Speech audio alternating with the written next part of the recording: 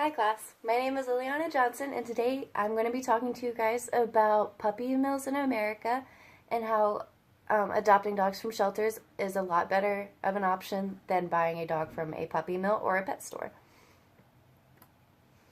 First, we're going to talk about the way that these dogs in puppy mills are being treated in the lives that they live. They are unhappy. They face a lot of behavioral issues like anxiety and being distant, not being very loving, not being very trusting of anybody because they're not given the proper attention that they should be given. I have been to some pet stores where, there's puppies all in there, but they're in a mall and each cubicle is about 4 or 5 feet wide and about 3 or 4 feet tall. And they usually put about two dogs in there, sometimes 3. And those dogs are kept in there inside that mall almost all day, watching people walk by them and look at them. And, it's just an unfortunate event that these dogs have to suffer through. These dogs also face genetic problems from being overbred that make their lives even more miserable. And the biggest brutality of this is that these people are buying these dogs for thousands of dollars because they're purebred. And in this, they are taking away the chance of a dog at a shelter having a good life and, getting away from the, possibility of being euthanized and losing their life. Another thing is that these puppy mills cause overpopulation in dogs, and that also takes away from shelter dogs because these puppy mills are breeding and breeding and breeding for a profit when these dogs at shelters and these shelters are just trying to gain enough revenue to get those animals in, take care of them, and get them out to a good family. Puppy mills in America. There are about 10,000 puppy mills in America. And some of these are unlicensed, while others are licensed. And pet stores don't specifically use licensed puppy mills.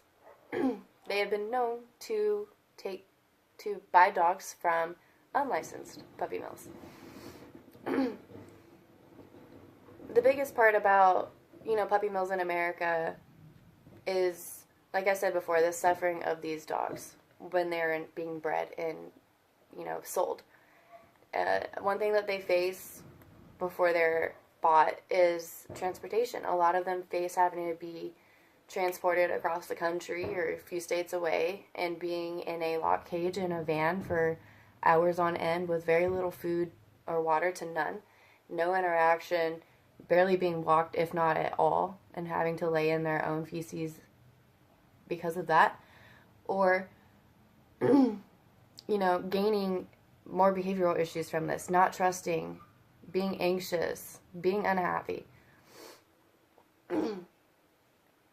Also, these puppy mills and pet stores don't offer the medical care and behavioral training that shelter dogs end up getting because these shelters are trying to get these dogs out, so they want to make sure that they are healthy and they want to make sure that they act right when, people are coming to adopt them.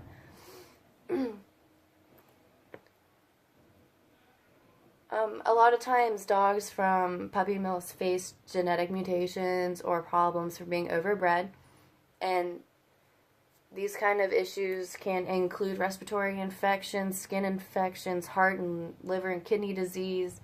They can have seizures, they can get kennel cough, they can be anemic, they can have joint problems like hip dysplasia, especially in big dogs like German Shepherds and Australian Shepherds.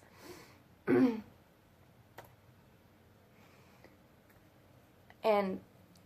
the biggest market for puppy mills is puppies. Obviously, everybody wants a puppy. They want to raise them since they're little. They want them to be their dog. They want them to, be a part of the family and be trained the way they want them to be. And also, puppies are really cute. So, of course, they're going to look towards puppies, especially when buying from a puppy mill or a pet store. And these puppies are pre-weaned from their mothers way too early. They face a lot of complications from that, especially behavioral. And, they end up getting, obtaining issues health-wise such as parvo and distemper and, gastrointestinal issues like diarrhea and infections. And that's just more of a reason for puppy mills to just not be a thing. Now, this is why sheltered dogs are the best option for anybody looking for a new part of their family.